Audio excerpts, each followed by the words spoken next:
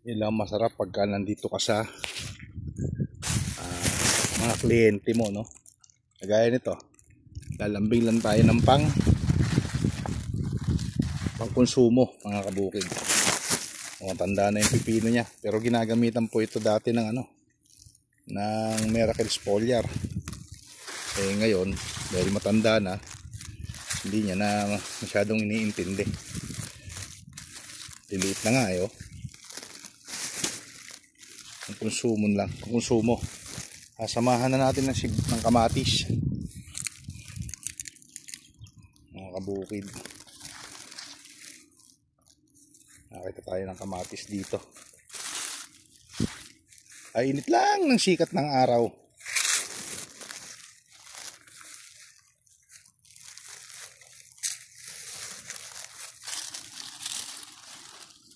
Gulang na yung pipino niya. Cute lang. Pang bite size talaga. Laki-laki, may sundot pa. Ayun na rin. Konsumo lang.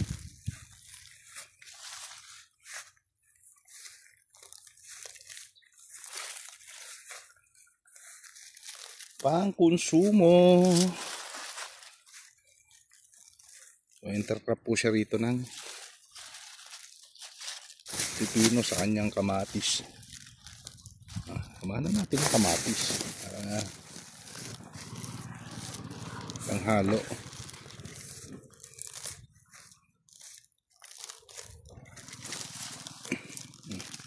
Meron pa namang nasa simot sa kabukid.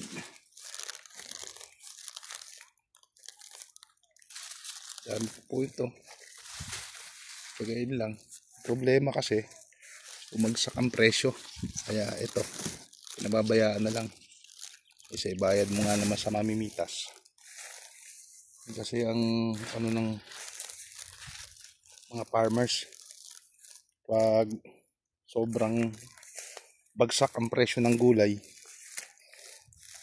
nahuhulog na po sa pababayaan nila yung kanilang halaman. Yung iba nga tinatabas na at magpapalit na lang ng ibang tanim.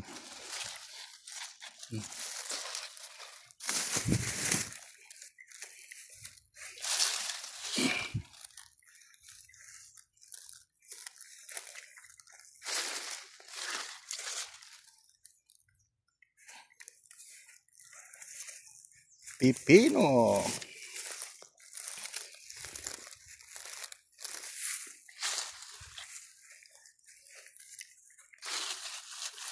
Natin ng kamatis. Pwede pa rin. Hindi na kasi nabunuhan to kaya maliliit na. Bagsak ko kasi presyo. Pero obra pa yung kamatis niya. Maganda pa Ulan na sa alaga.